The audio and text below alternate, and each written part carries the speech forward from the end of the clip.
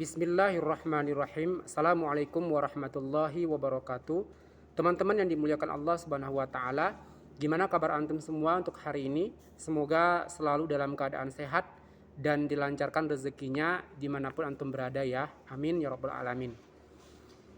Teman-teman, hari ini saya kembali mengupdate video saya di YouTube, dan untuk hari ini saya masuk atau kembali membahas salah satu bacaan saya, yaitu Manajemen Waktu Para Ulama yang ditulis oleh Syekh Abdul Fattah ya.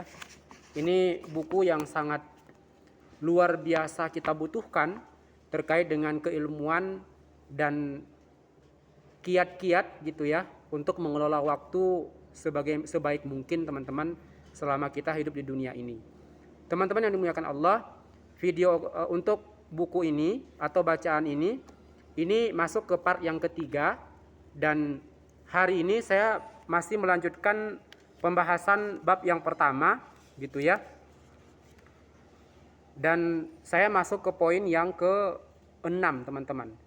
Karena di video sebelumnya saya sudah membahas poin ke-1 hingga ke-5, dan hari ini saya masuk ke poin ke-6 sampai ke-10, 11 insyaallah. Teman-teman yang dimuliakan Allah, mari kita simak sama-sama ya, karena memang isi dari buku ini secara mayoritas itu mengambil berbagai macam dalil begitu. Jadi isinya itu adalah dalil-dalil yang dikutip baik dari Al-Quran maupun hadis Rasulullah SAW berkaitan dengan waktu. Baik, langsung saja. Poin yang ke-6, Allah Ta'ala bersumpah dengan waktu untuk menjelaskan keagungan dan urgensinya. Terdapat banyak ayat yang mengingatkan tentang keagungan salah satu pokok nikmat ini, selain yang telah saya sebutkan terdahulu. Cukuplah bagi Anda mengetahui bahwa Allah Ta'ala telah bersumpah dengan waktu di dalam kitabnya yang mulia dan ayat-ayatnya yang luhur dalam konteks yang berbeda-beda. Hal itu sebagai informasi dan peringatan tentang nilai urgensitas waktu. Allah yang urusannya demikian agung telah bersumpah dengan waktu malam, siang, fajar, subuh, saat terbenamnya matahari, waktu duha, dan dengan masa. Di antaranya adalah firman Allah Ta'ala berikut ini. A'udzu billahi minasyaitonir rajim. Wal-laili idza yaghsha wan-nahari idza tajalla. Al-Lail ayat 101 hingga 2. Demi malam apabila menutupi cahaya siang, dan siang apabila terang benderang. Kemudian ayat berikutnya, wal-laili idza adbar was-subhi idza asfar. Al-Mudaththir ayat 33 hingga 34. Dan malam ketika telah berlalu dan subuh apabila mulai terang. Teman-teman dimuliakan Allah, sebagaimana tadi judul di atas, yaitu Allah bersumpah dengan waktu untuk menjelaskan keagungan dan urgensinya.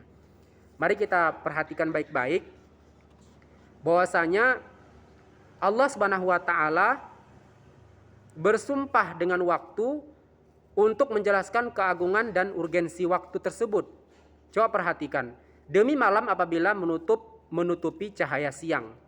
Nah, ini ada kata demi yang di sini kemudian menunjukkan bahwa Allah bersumpah bahwasanya malam ketika dia telah menutupi cahaya siang ini merupakan sebuah tanda dan sebuah maklumat bahwasanya malam itu tidaklah sama dengan siang. Bahwasanya malam itu dia merupakan keadaan yang gelap ya. Dan tentunya dalam kegelapan kita tidak bisa berbuat banyak begitu. Gitu ya. Dalam kegelapan malam itu kita tidak bisa berbuat banyak dalam urusan keduniawian kita. Meskipun kemudian hari ini banyak sekali kemudahan-kemudahan, sehingga kemudian di malam hari itu orang-orang masih bisa beraktivitas, misal mencari kerja, mengajar dan sebagainya. Tetapi hakikatnya malam itu adalah sebuah tanda kegelapan yang luar biasa. Meskipun kemudian ada banyak aktivitas di dalamnya, bahkan orang-orang kemudian menghabiskan malam tersebut untuk mencari uang begitu hingga terbit matahari lagi di esoknya, itu tetap tidaklah mengubah keadaan atau kehakikian daripada malam itu sendiri maksudnya. Nah, jadi ketika kemudian Allah menciptakan gelap ya, atau kemudian menutup cahaya itu dengan kegelapan atau dengan malam begitu, itu sebuah isyarat kepada kita bahwa kita itu adalah makhluk yang harus tunduk pada apa yang Allah kemudian tetapkan. Bukanlah kemudian kita perturutkan apa yang kita inginkan. Maksudnya dalam penciptaan gelap oleh Allah Subhanahu wa taala, dalam penciptaan malam oleh Allah Subhanahu wa taala, sebaiknya kemudian kita gunakan waktu gelap tersebut untuk beristirahat sebagaimana yang Allah kemudian perintahkan begitu. Nah, meskipun kemudian banyak manusia memang tetap menggunakan waktu gelap itu untuk mencari keduniawian. Tetapi bagi kita sebagai seorang muslim, ini wajiblah menjadi pengingat bahwasanya waktu gelap itu adalah waktu untuk beristirahat dan bukan untuk memaksakan diri mencari duniawi. Kemudian dan siang apabila terang benderang.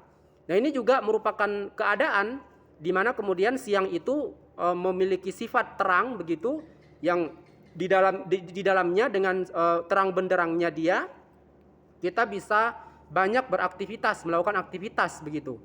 Nah, kita bisa banyak memanfaatkan waktu di dalamnya, baik kemudian untuk keduniawian kita maupun untuk kemudian akhirat kita, teman-teman. Nah, meskipun kemudian tadi sebelumnya di waktu malam, di waktu gelap kita juga bisa kemudian beribadah kepada Allah, ketika kemudian orang-orang pada menikmati waktu tidurnya, akan tetapi ini tidak merubah kehakikian daripada siang itu sendiri begitu. Nah, jadi tetap berbeda antara aktivitas yang bisa dilakukan di waktu terang benderang dengan di waktu kegelapan malam. Nah, ini merupakan pembicaraan waktu yang mesti harus kita ingat bahwa Allah sudah mengatur waktu sedemikian rupa untuk kita hidup di dunia ini. Jadi kita tidak perlu memaksakan diri merubah-rubah keadaan tersebut atau kemudian seperti mengganti siang itu menjadi malam dan malam itu menjadi siang dengan aktivitas-aktivitas kita yang sifatnya keduniawian, teman-teman.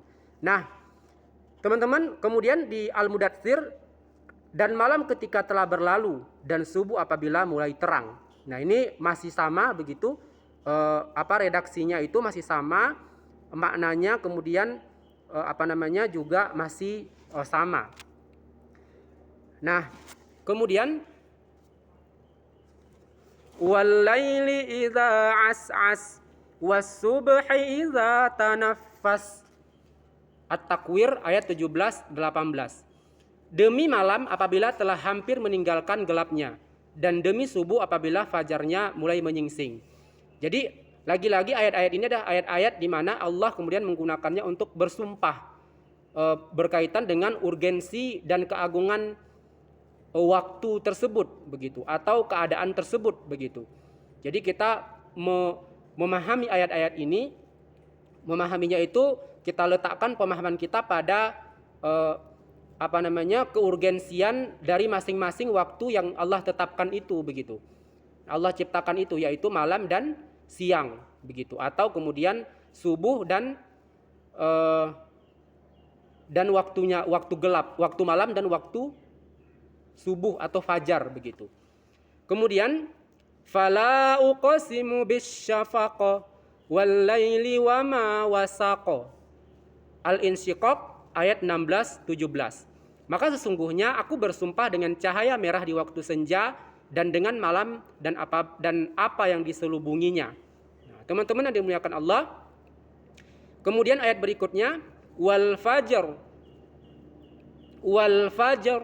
walayalin ashr, demi fajar dan malam yang 10. Nah, malam yang 10 ini ada catatan kakinya di sini dikatakan malam yang 10 itu ialah malam 10 terakhir dari bulan Ramadan, dan ada pula yang mengatakan 10 yang pertama dari bulan Muharram, termasuk di dalamnya hari Asyura. Ada pula yang mengatakan bahwa malam 10 itu ialah 10 malam pertama pada bulan Zulhijjah. Nah, ini kurang lebih kemudian kembali mengingatkan kepada kita untuk memanfaatkan kemudian waktu-waktu yang ada itu, begitu.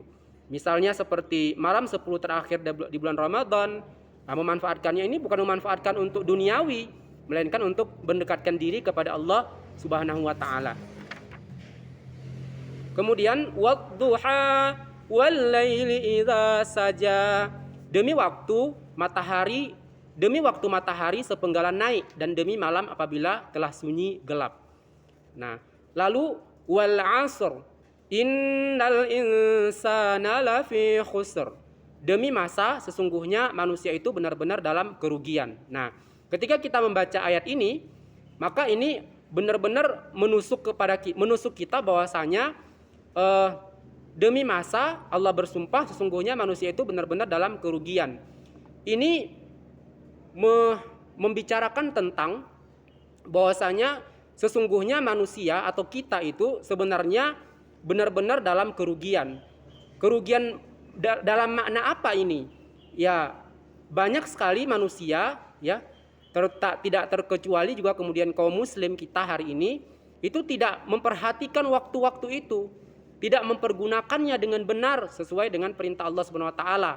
Malah kemudian menyelewengkannya, misalnya menghabiskannya dengan bermaksiat, lalu melakukan kerusakan di muka bumi, kemudian membuat kekacauan di antara manusia dan sebagainya. Nah, sehingga kemudian perbuatan-perbuatan seperti itu dikatakan oleh Allah Subhanahu wa taala merupakan sebuah perbuatan yang merugi, kerugian. Nah, kerugian dalam pandangan Allah tentu saja, bukan kerugian dalam pandangannya manusia. Nah, ini baru akan dirasakan rugi oleh manusia yang bersangkutan ketika kemudian sudah berada di yaumil qiyamah, di padang mahsyar, di hari-hari, di waktu-waktu hari penghisaban di hadapan Allah Subhanahu wa taala. Kalau dicermati bahwa setiap Allah bersumpah dengan waktu, maka sudah pasti waktu itu sangat penting. Dan sumpah Allah dengan waktu tersebut terjadi dalam dua kondisi yang urgen sekali. Pertama, untuk membebaskan Rasulullah SAW dari tuduhan orang-orang musyrik dan para musuhnya bahwa Rabb-nya telah meninggalkan dirinya. Nah, ini. Kedua, untuk menjelaskan bahwa setiap manusia itu merugi dan binasa kecuali orang-orang yang beriman dan beramal solih. Nah, pertama, untuk membebaskan Rasulullah dari tuduhan orang-orang musyrik dan para musuhnya. Nah, rupanya tuduhan apa yang membuat kemudian yang ditujukan kepada Rasulullah oleh orang-orang musyrik waktu itu? Ya, tuduhan ketika mereka mengatakan bahwa Rasulullah itu hanya membuang-buang waktu. Rasulullah itu hanya membual. Rasulullah itu hanya menipu saja. Sehingga bagi pandangan mereka Rasulullah telah membuang-buang waktunya, begitu. Atau kemudian dia tidak mendapatkan manfaat sama sekali dari apa yang didakwahkannya. Begitu tuduhan yang dilancarkan atau yang digencarkan oleh orang-orang musyrik kepada beliau kala itu, teman-teman. Sehingga kemudian Allah bersumpah dengan berbagai macam ayat tadi bahwa sesungguhnya apa yang dikerjakan oleh Rasulullah itu, yaitu menyampaikan Islam, mengajak manusia kepada Islam, itu bukanlah kesia-siaan dan bukanlah membuang-buang waktu. Justru kemudian beliau sedang mengajarkan kepada kita bahwa tidak ada waktu yang boleh dibuang-buang selain untuk kemudian hanya mengerjakan amalan yang sesuai dengan perintah Allah Subhanahu wa taala. Nah, gitu. Kemudian yang kedua, untuk menjelaskan bahwa setiap manusia itu pasti merugi dan binasa kecuali orang-orang yang beriman dan beramal solih. Nah, semoga kemudian orang-orang yang beriman dan beramal solih itu adalah kita, insya Allah. Amin, mudah-mudahan. Tetapi ini tidak cukup hanya pada sebuah harapan dan doa. Kita harus membuktikannya. Salah satunya insya Allah apa yang saya lakukan ini merupakan sebuah hal yang mencoba untuk mengelola waktu sebaik mungkin agar nanti puluhan atau ratusan tahun ke depan video saya tetap masih ada, insya Allah. Semoga dikekalkan Allah Subhanahu wa taala sehingga ajakan saya ini bisa terus dinikmati, bisa terus dilaksanakan dan bisa terus diadopsi, yaitu memanfaatkan waktu sebaik-baiknya untuk menyampaikan Islam, oleh orang banyak nantinya ke depan. Amin. Allah Ta'ala telah berfirman dengan bersumpah atas nama waktu. Wadduha wallaili idza saja ma wadda'aka rabbuka wa ma qala. Demi waktu matahari sepenggalan naik dan demi malam bila telah sunyi gelap, Rabbmu tiada meninggalkan kamu dan tiada pula benci kepadamu.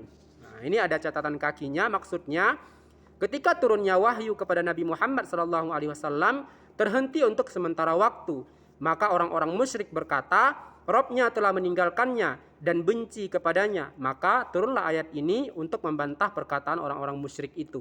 Nah itu. Ad-Duha ayat 1 hingga 3. Allah Ta'ala juga berfirman, Wal asr innal insana lafi khusr illalladzina amanu wa amilus solihati wa tawasaw bil haqqi wa tawasaw bis sabr. Demi masa, sesungguhnya manusia itu benar-benar dalam kerugian, kecuali orang-orang yang beriman dan mengerjakan amal solih, dan nasihat menasihati supaya menaati kebenaran, dan nasihat menasihati supaya menetapi kesabaran. Al-Asr ayat 1 hingga 3. Nah, Abdullah bin Abbas rahimahullah radhiyallahu anhuma yang digelari tinta umat dan penerjemah Al-Quran mengatakan yang dimaksud dengan kata al-asr adalah az-zaman atau waktu dan masa. Baik, lanjut ke poin berikutnya, penjelasan Fakhrur Razi tentang urgensi dan keagungan waktu. Imam Fakhruddin Ar-Razi rahimahullah mengatakan di dalam tafsirnya, yaitu sebuah tafsir induk yang dinamakan Mafatihul Ghaib halaman 84. Ketika menafsirkan surah Al-Asr di mana ringkasan dan maknanya adalah sebagai berikut. Allah Ta'ala telah bersumpah dengan Al-Asr yang maksudnya adalah az-zaman, waktu, masa. Karena di dalamnya memang mengandung berbagai keajaiban. Di dalamnya terdapat rasa senang dan susah, sehat dan sakit, kaya dan miskin, dan juga bahwa umur ini tidak dapat dinilai dengan sesuatu dalam hal mahal dan berharganya umur itu. Nah ini, seandainya Anda menyia-nyiakan waktu 1000 tahun untuk hal-hal yang tidak bermanfaat, kemudian Anda bertaubat dan ditetapkan Anda mendapatkan kebahagiaan di detik-detik terakhir umur Anda, maka Anda akan berada di dalam surga buat selamanya. Dan Anda pun tahu bahwa sesuatu yang paling berharga adalah hidup Anda di detik-detik terakhir dari umur Anda tersebut. Nah ini membuktikan betapa berharganya waktu itu. Sehingga kemudian meskipun kemudian di akhir hidup kita masih sempat bertaubat, maka kita bisa dan boleh dan harus melakukannya begitu ya. Jadi tetapi gini, seseorang itu akan mudah melakukan pertaubatan ketika dia juga benar-benar memanfaatkan waktu sebaik mungkin. Jadi kalau seseorang tidak memiliki peluang-peluang untuk bisa bertaubat di akhir hidupnya, dengan kemudian misalnya menyibukkan diri sejak dari kemudian menuntut ilmu, membaca Al-Quran, kemudian mendakwahkan Islam misalnya, yang ada justru kemudian dia hanya sekedar untuk mencari nafkah di dunia saja begitu, apalagi kemudian mencari nafkahnya itu dengan cara yang haram misalnya, maka peluang dia untuk bertaubat itu menjadi sangat sempit kan begitu ya. Walaupun kemudian ada saja hidayah, ada saja kemudian mukjizat, ada saja kelonggaran dan kemudahan dari Allah Subhanahu wa taala kepada seseorang, meskipun seperti yang saya jelaskan tadi terakhir misalnya. Waktu adalah salah satu dari pokok-pokok nikmat. Untuk itu Allah telah bersumpah dengannya, dan dia juga telah memperingatkan bahwa waktu malam dan siang adalah sebuah kesempatan yang sering disia-siakan oleh banyak orang. Waktu itu lebih mulia dari sebuah tempat, sehingga Allah pun bersumpah dengannya, karena waktu adalah nikmat yang bersih, yang tidak ada celah di dalamnya. Sungguh yang merugi dan tercela adalah manusia itu sendiri. Nah coba pikirkan, waktu itu lebih mulia dari sebuah tempat. Tempat di mana orang kemudian berbondong-bondong untuk mengunjungi, berbondong-bondong untuk menjadikan tempat itu sebagai tempat-tempat kebaikan misalnya. Nah itu tidak jauh lebih mulia dibandingkan waktu begitu. Waktu itu lebih mulia daripada itu semua, teman-teman. Kenapa? Karena waktu ini dia bisa bisa kita gunakan bahkan saat kita kemudian dalam keadaan sakaratul maut misalnya, untuk kemudian bertaubat atau menjelang sakaratul maut misalnya untuk bertaubat kepada Allah Subhanahu wa taala. Adapun tempat itu tidak bisa dilakukan seperti itu. Tempat tidak bisa melakukan seperti itu begitu. Meskipun tempat itu misalnya masjid sekalipun begitu. Kalau orang atau muslim itu sendiri tidak selalu mempertautkan hatinya dengan masjid, ya meskipun masjid itu ada di situ atau kemudian bagus dan sebagainya, ya tidak ada hubungannya dengan seseorang begitu. Inilah penjelasan yang telah dikemukakan di dalam Al-Qur'an Karim, Al-Qur'anul Karim, di mana hal itu menunjukkan perihal urgensi waktu, dan waktu merupakan salah satu dari pokok-pokok nikmat yang agung. Poin berikutnya, penjelasan as-sunnah tentang urgensi waktu. Penjelasan as-sunnah yang suci tentang urgensi waktu sangatlah jelas dan gamblang. Diriwayatkan oleh Bukhari, Tirmizi, dan Ibnu Majah. Diriwayatkan oleh Bukhari di dalam sahihnya di permulaan kitab Ar-Riqaq bab ma ja'a fi riqaq wa an la aisha illa aisyul akhirah. Kemudian Tirmizi di dalam jami'nya di dalam kitab Az-Zuhud dalam bab as-sihah wal farau ni'matani, dan begitu seterusnya. Dari Ibnu Abbas radhiyallahu anhuma ia berkata, Rasulullah sallallahu alaihi wasallam bersabda, ni'matani maghbunun fihima katsirun minan nas, as-sihhatu wal faragu. Dua nikmat yang banyak manusia tertipu di dalam keduanya, yaitu nikmat sehat dan waktu luang. Banyak manusia tertipu di dalam keduanya. Maksudnya adalah banyak manusia merugi di dalamnya. Beberapa ulama mengatakan bahwa yang disebut nikmat adalah sesuatu yang dinikmati dan dirasakan enak oleh manusia. Sedangkan al-ghubnu adalah membeli dengan harga yang berlipat ganda atau menjual dengan harga yang tidak sepadan dengan harga beli. Maka barang siapa yang sehat badannya dan ia menyibukkan diri dengan pekerjaan yang berat, lalu tidak menyiapkan diri untuk kebaikan akhirat, maka ia ibarat orang yang merugi dalam berdagang. Maksudnya adalah bahwa kebanyakan orang tidak mampu memanfaatkan nikmat sehat dan waktu luang, namun mereka cenderung menggunakan keduanya untuk perkara yang bukan pada tempatnya, sehingga keduanya justru menjadi bencana bagi mereka. Seandainya mereka mau menggunakan keduanya pada hal-hal yang sesuai dengan tempatnya, niscaya itu menjadi kebaikan yang luar biasa baginya. Imam Ibnul Jauzi mengatakan, ada orang yang sehat fisiknya, namun ia seakan tidak memiliki waktu untuk persiapan akhirat karena sibuk dengan urusan penghidupannya. Dan ada juga yang punya cukup waktu, namun fisiknya tidak sehat. Apabila kedua kondisi itu berkumpul pada diri seseorang, maka perasaan malas dan akan lebih mendominasi daripada ketaatan kepada Allah. La haula wala quwata illa billah. Dialah orang yang merugi. Kesimpulannya bahwa dunia adalah ladang untuk negeri akhirat. Di dalamnya terdapat perdagangan yang akan kelihatan labanya besok di akhirat. Siapa saja yang mampu menggunakan waktu luangnya dan saat sehatnya untuk taat kepada Allah, maka dialah orang yang berbahagia. Dan siapa saja yang menggunakannya untuk bermaksiat kepada Allah, maka dialah orang yang merugi. Karena waktu luang itu akan segera disusul dengan kesibukan, dan sehat itu akan segera disusul dengan sakit.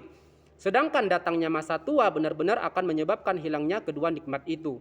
Pentahqiq At-Tibi menegaskan, Nabi SAW pernah memberikan permisalan dengan seorang pedagang yang memiliki modal, lalu ia mencari keuntungan dengan tetap menjaga keutuhan modalnya.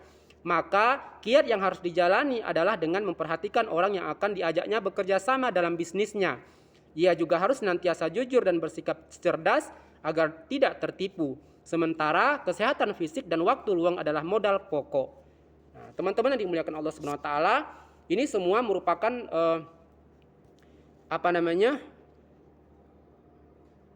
pemastian atau kemudian pengetatan, ya, hal yang membuat ketat harusnya kepada kita bahwasanya memperhatikan nikmat dan waktu luang itu, nikmat sehat dan waktu luang itu harus menjadi perhatian yang serius dan benar-benar dimanfaatkan sesuai dengan yang semestinya begitu. bukan hanya sekedar untuk mencari penghidupan saja. Bahkan pun jika kemudian kita gunakan untuk penghidupan waktu-waktu tersebut misalnya, ini juga harus dipikirkan dengan siapa kemudian kita menghabiskan waktu, teman-teman. Nah, waktu adalah karunia yang agung dan anugerah yang begitu besar. Hanya orang-orang hebat yang mendapatkan taufik dari Allah yang mampu mengetahui lalu memanfaatkannya seoptimal mungkin. Seperti yang diisyaratkan dalam hadis, banyak manusia tertipu di dalam keduanya. Itu artinya orang yang mampu memanfaatkan waktu amatlah sedikit. Kebanyakan manusia justru lalai dan tertipu dalam memanfaatkannya. Nah, poin berikutnya, kecemburuan yang destruktif terhadap waktu bagi ahli ibadah dan orang berakal. Imam Ibnul Qayyim rahimahullah pernah menegaskan dalam kitabnya Madarijus Salikin halaman 49 saat mengulas makna ghirah atau kecemburuan dan cakupannya terhadap banyak hal dan perkara, yakni bahwa di antara bentuknya adalah kecemburuan terhadap waktu. Beliau mengungkapkan kecemburuan terhadap waktu yang hilang begitu saja. Ia adalah jenis kecemburuan yang destruktif karena waktu itu begitu mudah berlalu, bersifat angkuh dan begitu lambat kembali lagi. Waktu bagi seorang ahli ibadah adalah untuk beribadah dan melantunkan wirid. Untuk seorang yang taat, waktu adalah untuk berkonsentrasi kepada Allah dan mencurahkan seluruh jiwanya karena Allah. Waktu baginya adalah sesuatu yang paling berharga. Ia akan merasa cemburu sekali bila waktu itu berlalu begitu saja. Bila waktu telah berlalu, maka tak mungkin ia digapai lagi selamanya. Karena waktu selanjutnya sudah memiliki kewajibannya tersendiri pula. Bila waktu berlalu, tak ada jalan untuk menggapainya lagi. Nah, ini sebagai contoh yang sesuai dengan hari-hari misalnya, ya sebagaimana misalnya pelaksanaan sholat begitu ya.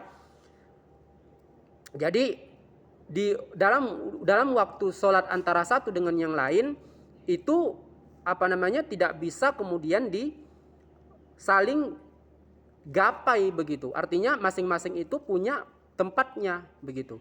Kalau zuhur ya zuhur, kalau asar ya asar, kalau maghrib ya maghrib begitu. Adapun kemudian ada orang yang mencoba untuk kemudian mengganti waktu, maka sebenarnya itu dia tidak bisa mengganti sebagaimana mestinya. Itu hanyalah Allah SWT yang mengetahui apakah benar-benar dia telah mengganti waktunya atau sama sekali tidak diterima pengganti waktu itu begitu. Meskipun memang tetap harus dilakukan sebagai sebuah usaha untuk membuktikan bahwa jika seandainya ada hutang kita di waktu yang lain yang belum terlunasi, maka berupayalah untuk melunasinya di waktu yang lain lagi misalnya begitu. Meskipun ya apakah itu diterima atau tidak itu urusan Allah SWT semata. Kenapa disebut destruktif? Karena pengaruhnya memang mematikan. Sebab penyesalan atas hilangnya waktu sangatlah berbahaya, terutama sekali bila orang yang mengalami penyesalan itu tahu betul bahwa tidak ada lagi jalan untuk bisa menggapai waktu yang telah hilang tersebut. Nah, ini contohnya selain sholat itu tentu saja adalah waktu sehat begitu. Nah, ketika sehat lalu kemudian ada seseorang kemudian hanya menghabiskan waktunya untuk merusak badannya sendiri, misalnya dengan mengkonsumsi barang-barang haram begitu ya, atau kemudian tidak mau beristirahat dengan teratur misalnya. Nah, baru dia akan terasa itu ketika dia sudah jatuh sakit secara kronis. Sedangkan kemudian kekronisan penyakitnya itu tidak akan serta-merta mudah hilang begitu saja, lalu kembalilah sehatnya seperti semula. Tidak semudah itu. Bahkan ada orang yang kemudian ketika waktu sehatnya sudah hilang, maka sudah nggak ada kesempatan kedua. Walaupun banyak juga orang yang ketika dia jatuh sakit, sebelumnya sehat, lalu kemudian disehatkan oleh Allah kembali. Nah, ini memang walaupun ada orang seperti itu, tapi tetap tidak bisa dijadikan dalil di mana kemudian waktu yang sudah Allah tetapkan di tempatnya masing-masing seharusnya itu kita sadari dan kita manfaatkan sebaik mungkin, bukan justru menyia-nyiakannya, begitu maksudnya. Sehingga kecemburuan terhadap waktu yang sia-sia itu, yang tersia-sia itu kembali lagi menyebabkan seseorang menyia-nyiakan waktunya. Seperti ungkapan bijak, menyibukkan diri dengan menyesali waktu yang telah berlalu sama halnya menyia-nyiakan waktu yang akan datang. Oleh sebab itu, ada sebuah ungkapan, waktu itu ibarat pedang, bila engkau tidak memotongnya, maka sang waktu yang akan memenggalmu. Nah ini Ibnu Abi Hamzah mengungkapkan dalam kitabnya Bahjatun Nufus halaman 96, artinya potonglah perjalanan waktu itu dengan amal perbuatan, agar kalian tak terpenggal oleh kebiasaan menunda-nunda amalan. Nah, dan bisa jadi maknanya adalah kalau kalian tidak bersikap waspada dalam memanfaatkan dan mengoptimalkan penggunaan waktu, kalian akan hancur. Seperti halnya kondisi orang yang dihunuskan pedang di depan wajahnya. Orang yang diancam dengan pedang, bila tidak sigap menangkis atau menyelamatkan diri darinya, pasti akan mati dan binasa. Waktu itu sendiri adalah pedang pembunuh dan kilat yang berkilauan. Oleh sebab itu, seorang pujangga menyebutkan, jadilah ibarat pedang yang tajam terhunus karena kita wajib merasa benci pada ungkapan seandainya. Dan berhati-hatilah oleh ungkapan mudah-mudahan karena ia bisa menjadi penyakit yang paling berbahaya. Nah, ada yang mengatakan bahwa salah satu dari sinyal kebencian itu adalah ketika waktu terbuang sia-sia. Nah ini pujangga yang kemudian seorang pujangga yang mengatakan dan berhati-hatilah dengan ungkapan mudah-mudahan. Misalnya gini, mudah-mudahan nanti asar aku bisa mengqadha sholat sebelum asar itu sendiri misalnya. Nah, kata-kata mudah-mudahan seperti itu yang berkaitan dengan pelaksanaan sholat yang seharusnya dilaksanakan pada waktunya misalnya, itu merupakan kata-kata yang berbahaya begitu. Nah, itu penyakit, bahkan itu menjadi penyakit paling berbahaya. Kenapa dikatakan penyakit? Ya karena seseorang yang selalu seperti itu, ya bagaimana mungkin dia bisa dikatakan seorang yang layak untuk diikuti misal. Atau kemudian jadi orang yang tidak bisa diikuti itu adalah orang yang berpenyakit dalam makna kemudian pemikirannya itu suka meremehkan, dalam hal ini adalah waktu. Nah, orang seperti itu tidak layak untuk diikuti, dan orang seperti itu sama seperti dia orang yang berpenyakit. Dan pasti akan banyak pula penyesalannya. Bayangkan saja kondisinya saat terbukti ia mengalami kerugian selaras dengan banyaknya waktu yang ia sia-siakan. Bisa jadi ia merengek agar selamanya kembali seperti sedia kala. Agar segalanya kembali seperti sedia kala. Tapi mustahil segala yang berlalu dan akan kembali sebagaimana adanya.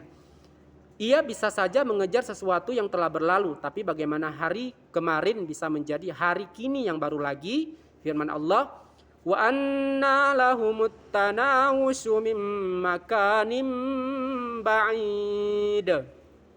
Bagaimana mereka dapat mencapai keimanan dari tempat yang jauh itu? Quran surah Saba ayat 52. Kata tanawus berarti tanawul yang bermakna memperoleh. Ayat yang mulia ini berbicara tentang kondisi orang-orang kafir di akhirat kelak, yaitu orang-orang yang selama hidup di dunia ini telah menyia-nyiakan keimanan kepada Allah. Yakni bagaimana mungkin di akhirat kelak mereka akan memperoleh keimanan itu. Bagaimana mereka bertaubat dari kekafiran, padahal semua itu sangatlah dekat bagi mereka ketika di dunia. Tapi mereka menyia-nyiakan kesempatan tersebut. Maka bagaimana mereka bisa memperolehnya di akhirat, sementara di akhirat itu sangat jauh jaraknya dari dunia. Nah ini, jadi ada orang-orang yang seperti orang-orang kafir atau baik orang-orang kafir dari kalangan non muslim maupun orang-orang kafir yang muslim itu sendiri begitu, di mana kemudian mereka menyia-nyiakan keimanan mereka kepada Allah di waktu di dunia, sehingga mereka ketika sudah berada di akhirat barulah mereka menyadarinya, dan mereka ingin sekali keimanan itu kembali kepada mereka seperti sedia kala waktu masih di dunia. Itu sesuatu yang tidak akan mungkin mereka bisa dapatkan lagi. Ia akan terhalang untuk memperoleh apa yang disukai dan dirindukannya. Ia pun menyadari bahwa segala yang telah digapainya bukanlah sesuatu yang layak digapai oleh orang yang berakal, sehingga segala yang ia dambakan justru tak pernah ia dapatkan. Duhai penyesalan demi penyesalan, tak ada jalan untuk mengembalikan yang kudapatkan. Kalau semua itu bisa kembali, tentu tak ada lagi maknanya tak ada lagi makna penyesalannya.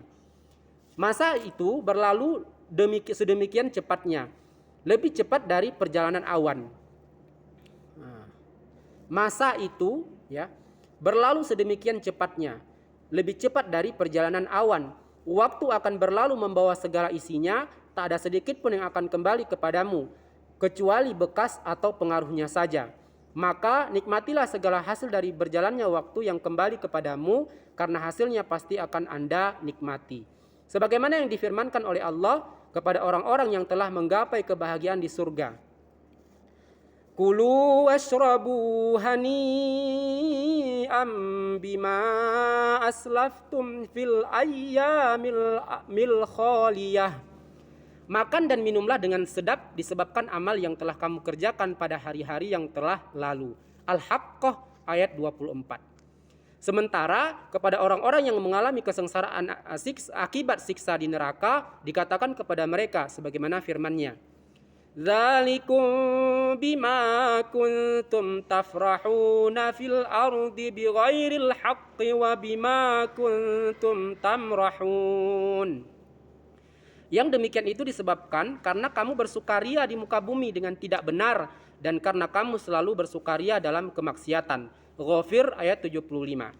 Nah, jadi bersukaria di muka bumi dengan tidak benar ini maknanya tadi tidak memanfaatkan waktu sebaik mungkin untuk beribadah, malah dimanfaatkan sebanyak mungkin untuk bermaksiat kepada Allah SWT. Baik maksiat antara dirinya sendiri maupun antara sesama manusianya, juga antara dia dengan Allah SWT sebagai Tuhannya.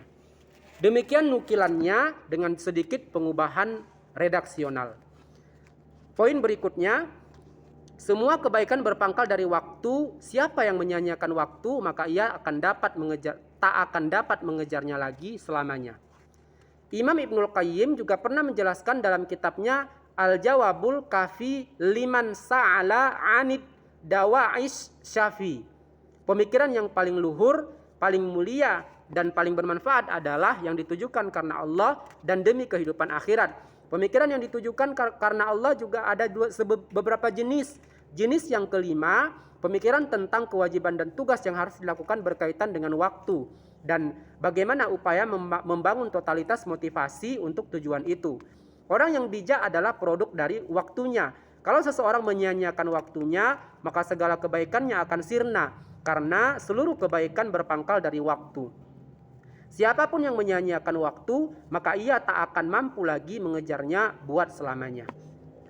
Imam Syafi'i rahimahullah pernah berkata, aku pernah bergaul dengan orang-orang sufi. Aku tidak mengambil manfaat dari mereka kecuali dalam dua hal. Pertama, ungkapan mereka, waktu adalah pedang. Bila Anda tidak memotongnya, maka sang waktu yang akan memenggal Anda. Imam Syafi'i juga menyebutkan ungkapan lain. Yang kedua, ungkapan mereka, kalau Anda tidak menyibukkan diri dengan kebenaran, pasti ia akan menyibukkanmu dengan kebatilan. Nah, teman-teman yang dimuliakan Allah SWT, ini merupakan sebuah hal yang betul-betul harus kita cermati dan kita kritisi baik-baik. Kalau kemudian hari ini kita menggunakan media sosial untuk kemudian sekedar mendapatkan kehidupan dunia, ya, atau kemudian popularitas, maka puluhan tahun ke depan yang kita tuai juga itu, begitu. Akan tetapi ketika kita gunakan media sosial ini untuk beribadah, yakni menyampaikan Islam ke seantero dunia melalui ini, maka puluhan tahun bahkan ratusan tahun ke depan insya Allah ketika Allah masih menghendakinya, maka kita masih bisa menikmati hasil dari apa yang kita gunakan ini, yakni menyampaikan Islam lewat sosial media kita, teman-teman. Jadi kritislah dan benar-benar pilihlah mana yang lebih tepat untuk kemudian kita gunakan, sehingga pemanfaatan waktu itu benar-benar pada tempatnya, teman-teman. Pada hakikatnya, waktu bagi manusia adalah umurnya, dan substansi kehidupannya yang abadi adalah di surga yang kekal dan penuh kenikmatan. Sementara substansi kehidupan yang sempit adalah di neraka yang penuh dengan kepedihan. Waktu berlalu begitu cepat, lebih cepat dari awan.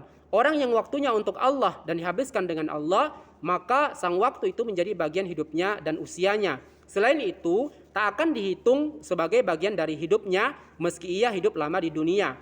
Hidupnya tak ubahnya seperti kehidupan binatang. Bila seseorang menghabiskan waktunya dengan berbuat lalai, memperturutkan syahwat dan angan-angan sesatnya, maka cara terbaik menghentikannya adalah dengan tidur dan menganggur saja. Orang seperti itu lebih baik mati daripada hidup. Sebagai contoh, jika seorang hamba sedang sholat, maka yang ia miliki dari sholatnya hanyalah apa yang ia kenali secara sadar. Sehingga haknya dari usianya adalah sebatas apa yang ia lakukan karena Allah dan dengan mengikuti ajaran Allah Subhanahu wa taala.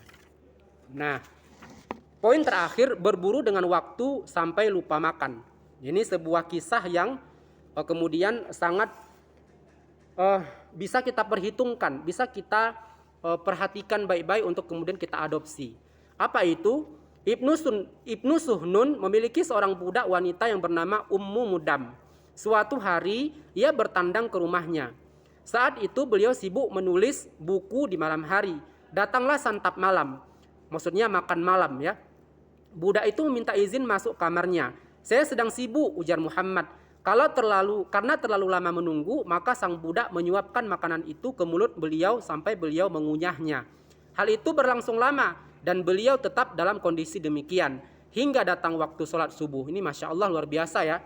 Artinya sepanjang malam itu dia gunakan untuk menulis buku dan tanpa dia sadari makanan telah disuapkan ke mulutnya lalu dia mengunyahnya dan keadaan seperti itu hingga subuh, bayangkan. Nah, ini merupakan sebuah hal yang kalau kita menggunakan waktu kita itu hanya sekedar untuk scroll media sosial hingga subuh tiba, maka itu sebuah kesia-siaan.